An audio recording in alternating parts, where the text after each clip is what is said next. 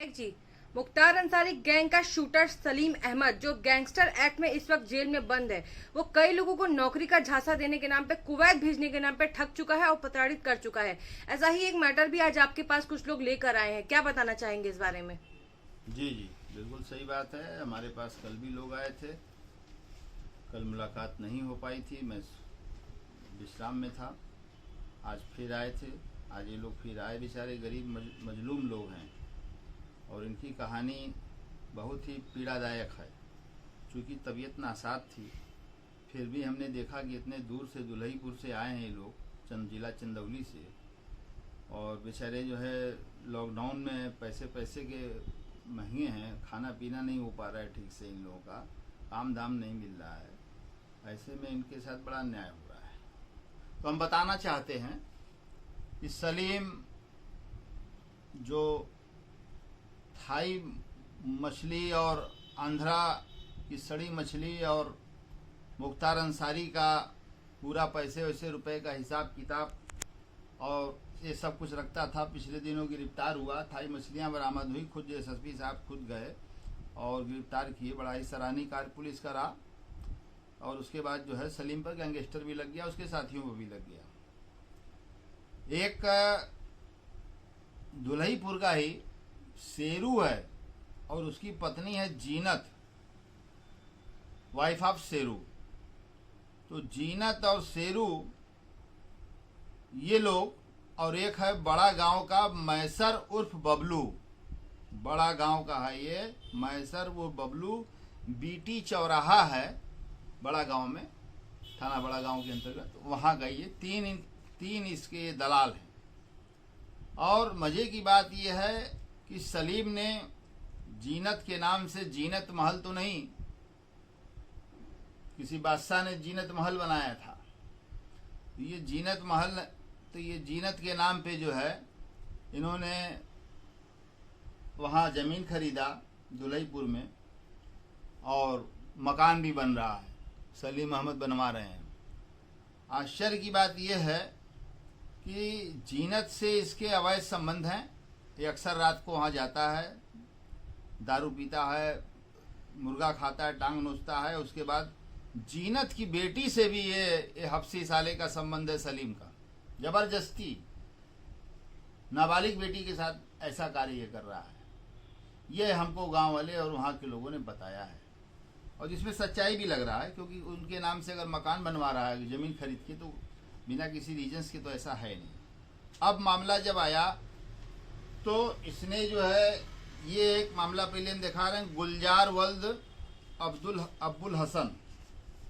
ये selection late, पहले हम आपको वीजा दिखा रहे हैं कि फर्जी वीजा है। ये फर्जी वीजा है कुवैत का। ये देखिए जरा इसका भाई तस्वीर कायदे से लीजिए आप। गुलजार का नाम से फर्जी वीजा बना है। इस नेटवर्क के चेयरमैन और कोई नहीं, मुख्तार अंसारी और अफजाल अंसारी सांसद जी हैं। सलीम पर पूरा हाथ रखे हुए हैं और ये अरबों रुपया लोगों का पूर्वांचल में हड़प कर बैठे हैं और सलीम के जरिए पैसा ये लोग खाते हैं। जब सलीम ने अफजाल और मुख्तार का धमकी दिया इन लोगों को, तो ये लोग 3 महीना पहले अफजाल से मिलने गए गाजीपुर में। अफजाल ने नाटकीय तरीके से जो है फ़ोन किया सलीम को, स्पीकर ऑन करके कि अरे भाई तुम पैसा लिए हो लोगों का, आए हैं मेरे पास, आए इन लोगों का पैसा वैसा देख लो, हिसाब सब कर दो। ये तो एक दिखावटी फ़ोन हो गया। जैसे कोई मंत्री का एक सेटिंग रहता है कि फ़ोन हम करें तो लाइसेंस मत जारी करिएगा जब तक कि हमारा लिस्ट न जाए, ऐसे ही होता है कोड में। तो अफजाल अंसारी, मुख्तार अंसारी से लोग उतना दूर जा नहीं सकते थे, डर भी रहे थे। तो उनका भय दिखाकर, और अफजाल अंसारी उसके बाद फिर उसको अपना, भाई जब कमीशनें खा रहे हैं मुख्तार और यही नहीं का चली रहा है, यही लोग कुवैत भेज रहे हैं।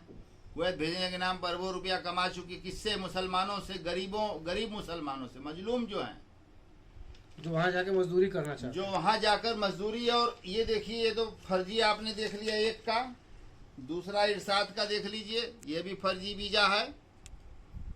ये वीजा ऑनलाइन कहीं नहीं है, फर्जी है। ये सब सत्यापन कर लिया गया है। अलावा इसके एयर टिकट जो बनवाया गया बॉम्बे टू कुवैत, वो भी फर्जी है।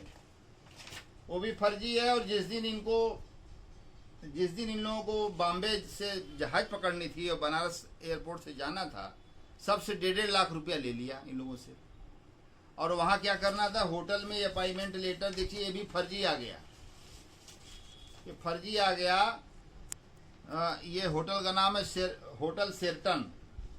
होटल शेरटन है। ये packing helper category, packing helper का है, सैलरी 150 KD है। और ये जैसा देखिए आप, सिलेक्शन लेटर फर्जी है ये। तो जब ये सिलेक्शन लेटर इन लोगों को दे दिया फर्जी, तो इन लोगों ने बाकी जो अवशेष पैसा था 75,000 रुपया, और वो भी खेत बाड़ी जिसे भी बेचारे ला के अपने दे दिए सलीम अहमद को। मुख्तार अंसारी का, अफजाल अंसारी का, अंसारी बंधुओं का जो कमीशन है वो उनके पास पहुंचता रहा। ठीक, तो इनकी कोई मदद नहीं की गई अफजाल अंसारी के द्वारा, केवल मूर्ख बनाया गया। दूसरी बार गए, गाली पकड़ दे भगा दिए, भगे साले, यहाँ हम ठेका लिए हैं क्या सलीम का। ठीक, तो ये भी, इनका भी वीजा देख लीजिए, ये भी फर्जी है, ये भी वीजा फर्जी है। और फ्लाइट टिकट तक फर्जी है। जो फ्लाइट टिकट है Bombay to Kuwait, Bombay to Kuwait Emirates, ये भी फर्जी है। देखिए अमीरात एयरलाइंस का, अमीरात एयरलाइंस का है, ये भी फर्जी है, झूठे छाप के निकाल लिया। जब इन लोगों को, और जिस दिन इन लोगों को बनारस बुलाया था और दूसरे दिन बॉम्बे से जहाज पकड़ने दिखाया था, वहाँ से भी सब फर्जी, बनारस का भी टिकट फर्जी, लखनऊ से कराया था, सब फर्जी, सब फर्जी। तो ये लोग जो है बेचारे जब आ गए सब लोग, पूरा कुनबा इसके बंगला पर कहता था बंगला मेरा है, मैं राजा महाराजा के घर का हूँ, ये है वह है, साला भौकाल दिए बड़ा। क्या बतावे कि किराए का बंगला ही लोग कहा जाने। तो सलीम अहमद ने मुख्तार अंसारी गैंग का जो मेंबर है, तो ये मुख्तार अंसारी, अफजाल अंसारी, ये पूरा इंटरनेशनल गैंग चला रहे हैं नौकरी के नाम पर। जो आप अखबारों में पढ़ रहे हैं, उनके पीछे यही अंसारी बंधुओं का हाथ है। और यही सलीम शेरवानी कुल काम कर रहा है, सलीम अहमद जो जेल में बंद है। अब हम आपको बताना चाहते हैं कि अब जब जहाज कल बॉम्बे से है, आज लखनऊ से जाना है, तो कह दिया सलीम अहमद ने अपने बंगला पर सबसे कि भैया वो होटल के मालिक मर गए, जहां नौकरी आप लोगों का अपॉइंटमेंट लेटर आवा है, अब 40वां बाद मिलना, अब 40 दिन होटल बंद रही है। अल्लाह कसम, ये बेचारे क्या करें भाई, मुसलमाने पर भरोसा कर लिया, ये धोखा खा गया।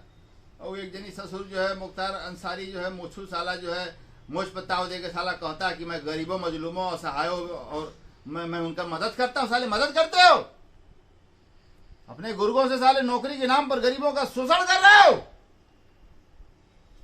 मुख्तार अंसारी 1 रुपए का हिसाब कराऊंगा, अफजल अंसारी याद रखना, FIR करा रहा हूं साले तुम लोगों के खिलाफ, और देखता हूं गुंडाई तुम्हारी कहां तक चलती है। ये समाजवादी पार्टी का जंगल राज नहीं है, ये बहुजन समाज पार्टी का जंगल राज नहीं है, भारतीय जनता पार्टी का अनुशासित राज्य है।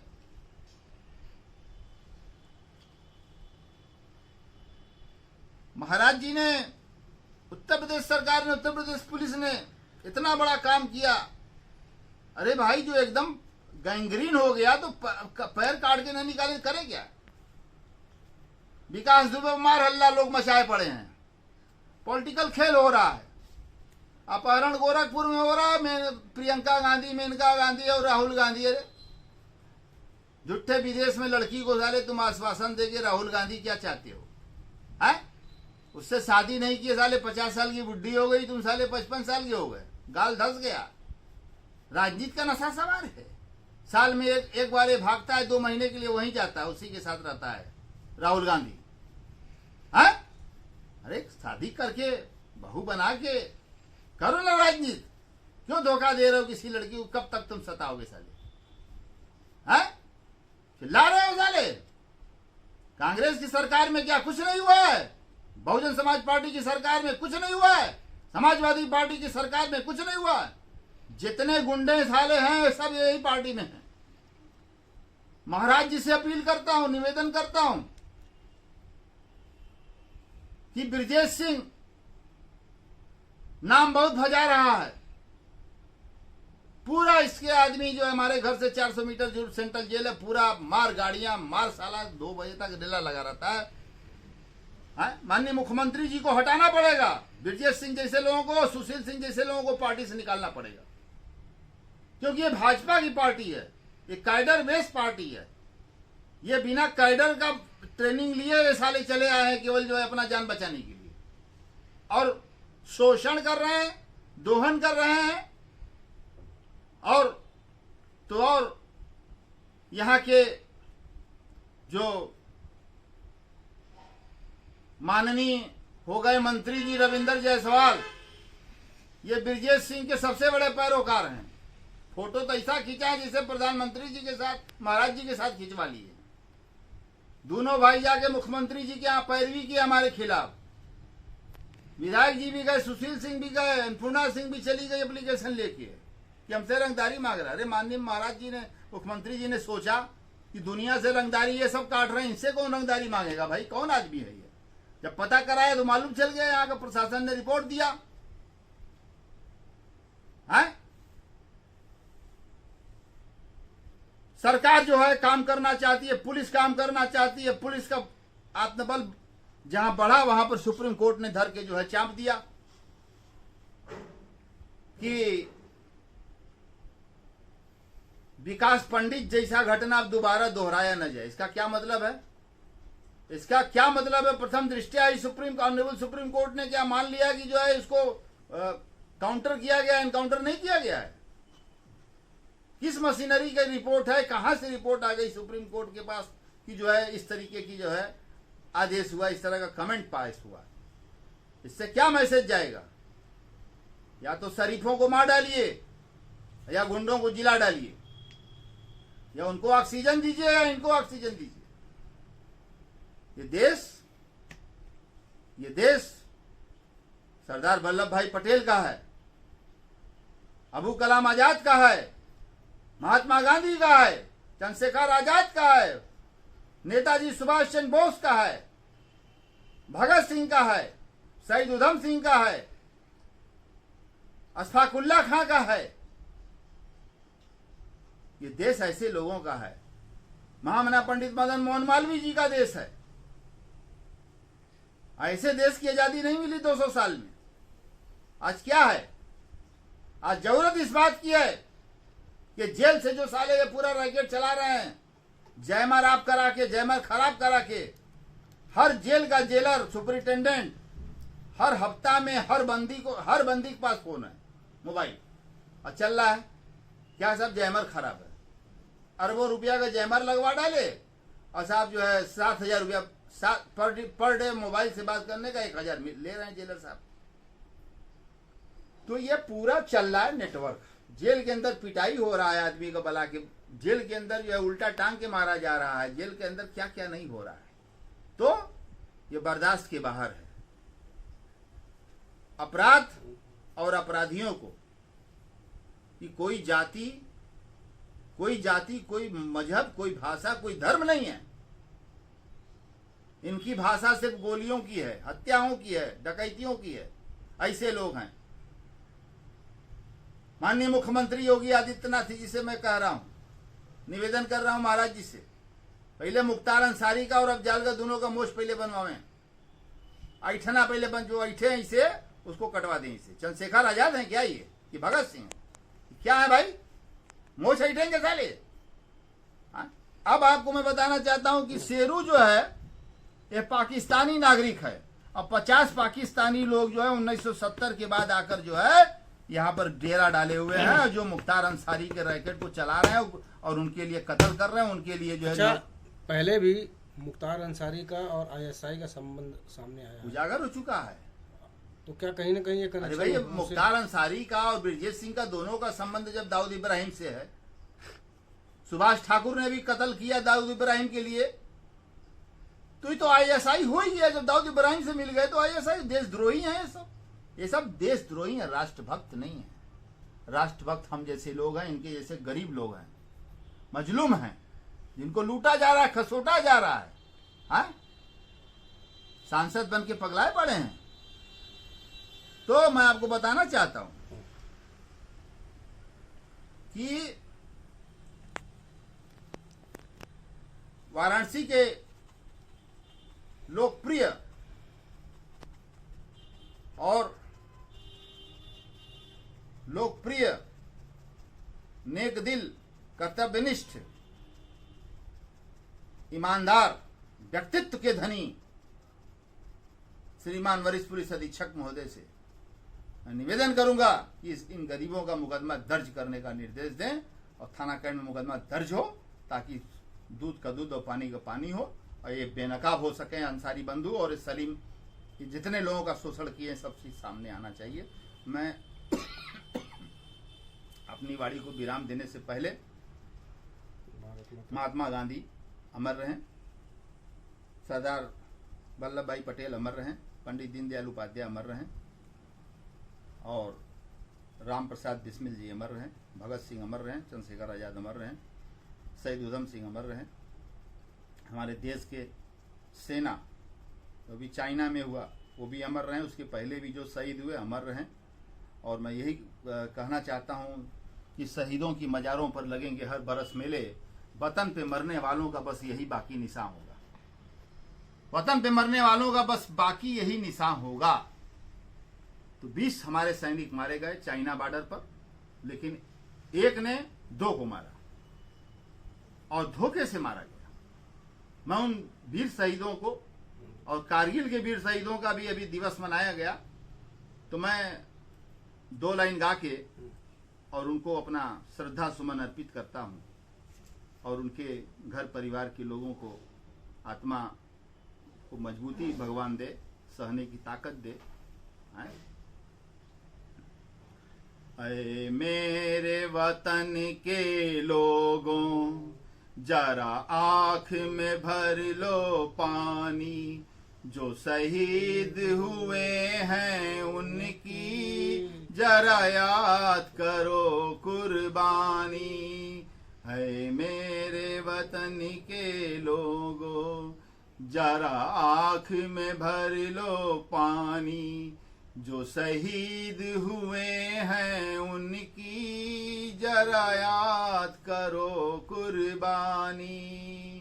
जय हिंद, जय हिंद, जय हिंद की सेना, जय हिंद, जय हिंद, जय हिंद की सेना। जय हिंद। सत्यमेव जयते। न्यायपालिका जिंदाबाद। माननीय नरेंद्र मोदी जी जिंदाबाद। अमित शाह जी जिंदाबाद। माननीय मुख्यमंत्री आदित्य योगी आदित्यनाथ जी जिंदाबाद। और पुलिस का मनोबल और ऊंचा रहे और पुलिस को बिना किसी दबाव के सही काम जो है वो करना चाहिए और कर रही है। बहुत खुशी की बात है। बहुत बहुत धन्यवाद आप लोगों को सवाल उठाने के लिए। अब इनसे आप मुखातिब बोलें।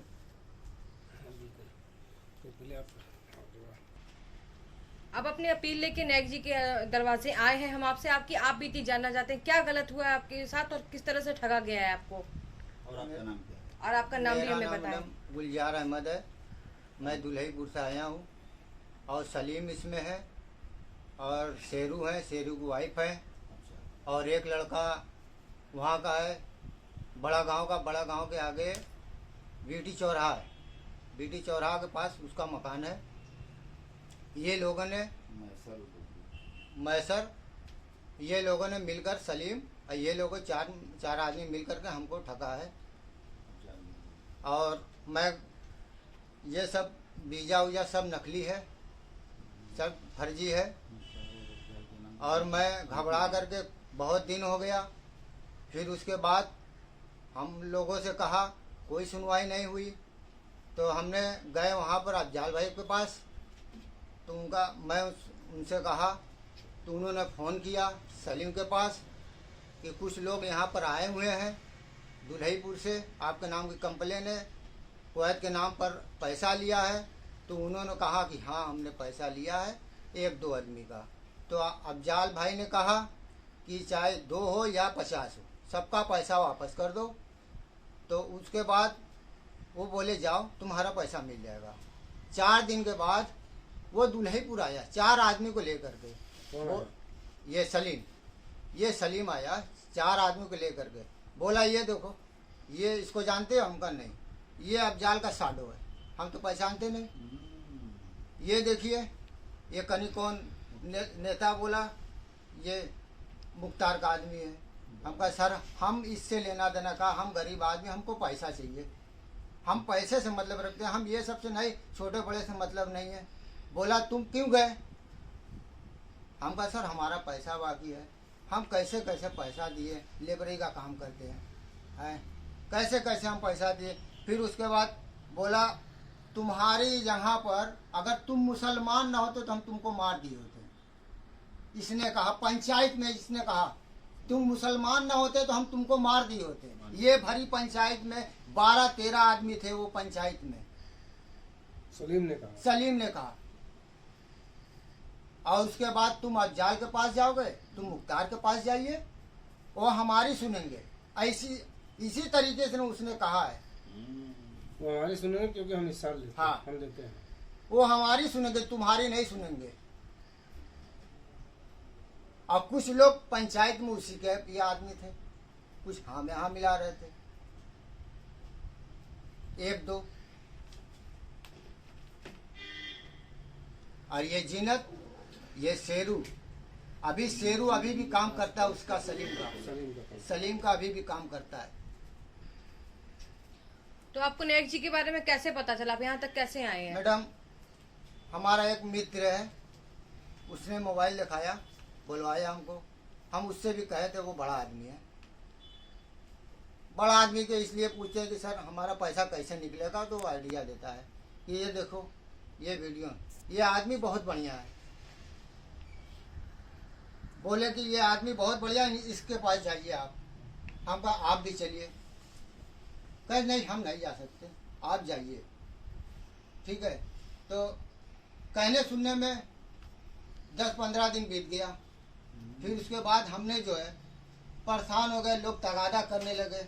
हमारी वाइफ भी बोलने लगी जिसका पैसा दियो कैसे दिलाएगा। हम कहा क्या करें बताओ, खुदकुशी कर लें, क्या करें। तब घबरा करके उनसे मैंने कहा कि भाई उनसे मिलना है तो कैसे मिलेंगे। बोला आप चले जाइए, कहाँ क्या नाम है, शिवपुर चले जाइए, किसी से पूछ लीजिएगा, वो आपको पता चल जाएगा। तो इसी तरह से हमने आए और यहाँ पर आए। हमारी फरियाद ने सुना।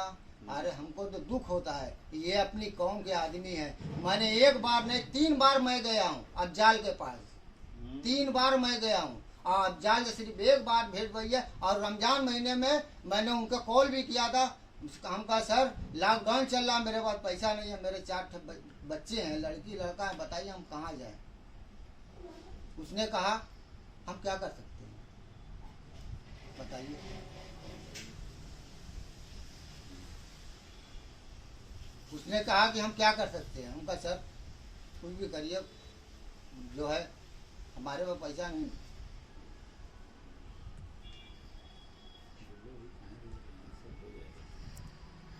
चिंता ना करें, आपको न्याय मिलेगा, आप अपनी बात रखें। और कितने लोग हैं आप जैसे लोग? हमको प्रशासन से उम्मीद है, हमको ये नेता से उम्मीद नहीं है। ये लोग जैसे नेता है ना अफजाल जैसे, हमसे ये इनसे उम्मीद नहीं कर सकते। गुलजार भाई लोग कितने ऐसे आपकी तरह लोग होंगे जिन लोगों से इन लोग पैसा लिए हैं? मेरी नज़र में कम से कम 2500 है मेरी नज़र में। किस तरह आप लोग अपना घर द्वार बेचे, कैसे पैसा मैनेज किया? सर मैंने कुछ दोस्तों से भी लिया हूँ, कुछ मैं अपनी ससुराल से भी पैसा लिया हूँ, ऐसे पैसा लिया, कुछ मेरी उसमें कमाई का भी था। जो आप बचा के रखे हुए थे अपने किसी काम के लिए? हाँ सर, हम इसलिए गए थे, लड़की हमारी बड़ी हो रही है, शादी भी। मेरा मकान देख लीजिए सर, कोई भी जाएगा मेरा मकान देख लीजिए कैसा मकान है, जब न गिर जाए। इसीलिए हम गए थे कि हम चले जाए बाहर, कि हमारा कुछ आमदनी का जरिया बन जाएगा, हम मकान भी बनवा लेंगे, शादी से तब तक टाइम भी हो जाएगी लड़कियों की शादी भी। बस यही सब बात है। हम न्याय चाहते हैं सर, हमारा पैसा मिलना चाहिए। और ये थाने चौकी गए थे कहीं? हम थाना चौकी जाने वाले थे। जी।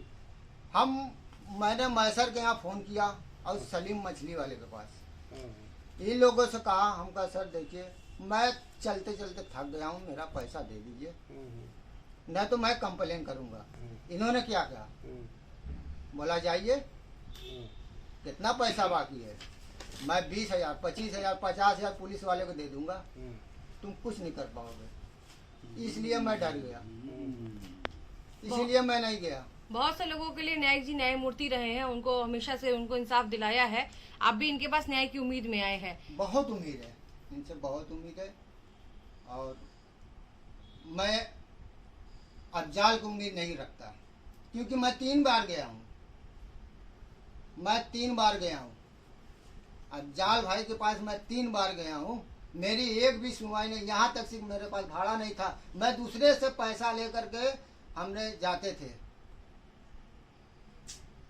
अगर यकीन ना हो अफजाल भाई, अगर यकीन ना हो तो आप अपने आदमी को भेजे दुल्हीपुर, और हमारा मकान और हमारा व्यवहार आप दुल्हीपुर में हमारा जान लीजिए कैसा व्यवहार है। और हम लोग जो है सामाजिक आदमी है,